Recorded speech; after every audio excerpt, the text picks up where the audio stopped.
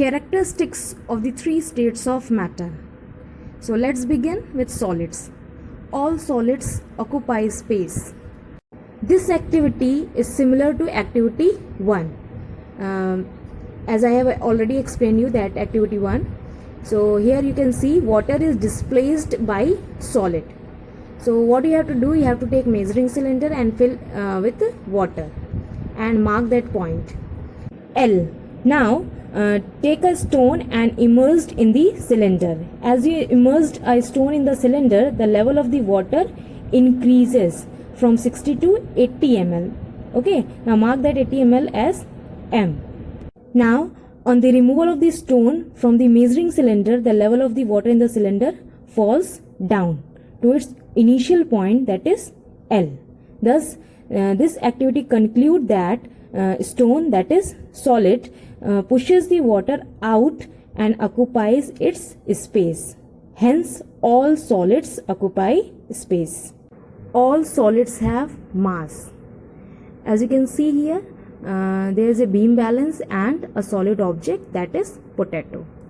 So what we have to do, we have to take that solid object, that is potato, and placed it on one side of the beam balance.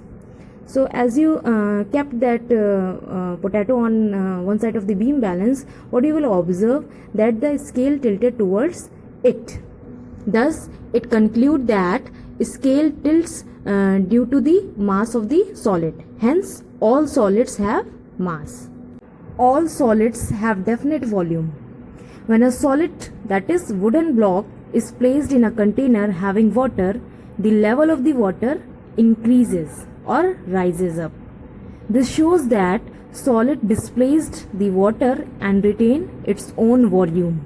Hence all solids have a definite volume. All solids have definite shape.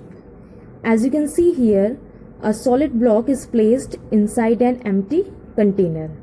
Suppose you are going to take out the solid block from the container. Is there any change in its shape? No. It means that solids have definite shape. All solids are highly rigid and generally not compressible. Rigid means hard or non-flexible. So solids are highly rigid and cannot be compressed when any external force applied on it. Suppose when you apply a force on wooden box, is there any change in its shape or size? No, which means that solids are highly rigid and generally not compressible. Characteristics of liquid state. First, all liquids occupy space. As I have already explained you, activity 1, which shows that liquid, that is water, is displaced by solid when solid is immersed into the water. Hence, like solids, liquids also occupy space. All liquids have mass. As you can see here, two beakers are placed on balance scale. One is empty and another one having water. Scale tilted towards the beaker having water due to the mass of liquid. Hence, all liquids have mass. All liquids have definite volume. Suppose 20 ml of water is poured into a glass and a bowl. So you will notice that volume of liquid, that is water, in both glass and bowl remain the same. Thus all liquids have definite volume. All liquids have no definite shape. Liquids take up the shape of the container in which it is poured, because its particles are loosely arranged and can move freely. As you can see here in figure, an indefinite shape of liquid in different container. Liquids are slightly compressible. So for this, take a disposal water bottle and then fill the water into it, as shown in figure. Now when you apply an external force on disposal water bottle containing water into it, you will observe that liquid compressed but slightly, due to which level of water increases or rises up. Characteristics of the gaseous state. First, all gases occupy space. As I have already explained you, activity 2, This one, that how gases, that is air, occupy space in water. So let's move towards the second characteristic. All gases have mass. So for this there is a requirement of balance scale and two balloons. One is deflated and another one is inflated. Deflated balloon is placed on the left hand side of the scale, and an inflated balloon is placed on the right hand side of the scale. So you will observe that scale tilts towards the right hand side due to the mass of the gas present inside the balloon. Hence all gases have mass. Gases. Gases have definite mass, but it neither has definite shape nor definite volume. Similar to the liquids, gases also take the shape of container, but the volume is not same, because in gases molecules are very loosely packed and they escape from the vessels during pouring. Gases are highly compressible and least rigid. So for this you can take any empty disposal water bottle and apply an external force on it. So you will notice that bottle easily compressed and change its shape, because molecules of gases are very loosely arranged. So that's why gases are easily or highly compressible and least rigid. Let us understand one more characteristic of solid, liquid and gas, that is intermolecular distance and intermolecular force. Let's begin with intermolecular distance.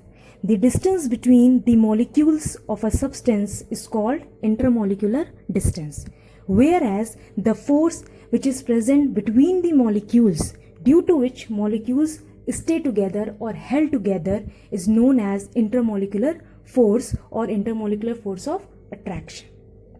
As you can see here, the molecular structure of solid, liquid and gas. In solid, molecules are compact or closely packed, due to which the space between the molecules are very less or negligible. But the force of attraction between the molecules are very strong, because the space between the molecules are very less and hence they are dense. In liquid, molecules are loosely packed. As you can see, the space between the molecules. It means in liquid, intermolecular space is more as compared to solid. But attractive forces between the molecules are lesser in liquid state than in the solids. In gases, molecules are very loosely packed. So there are large intermolecular spaces between the molecules. Due to large intermolecular space between the molecules, the attractive forces becomes very less or weak. So the overall conclusion here is that in solids, intermolecular spaces is minimum or negligible. In liquids, it is moderate, and in gases, it is maximum.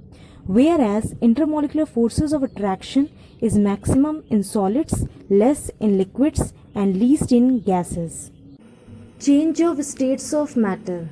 Matter can change from one state to another state with the change in temperature and pressure. The relationship between temperature and pressure is that when temperature increases, pressure decreases, and when temperature decreases, pressure increases. So as temperature increases, pressure decreases.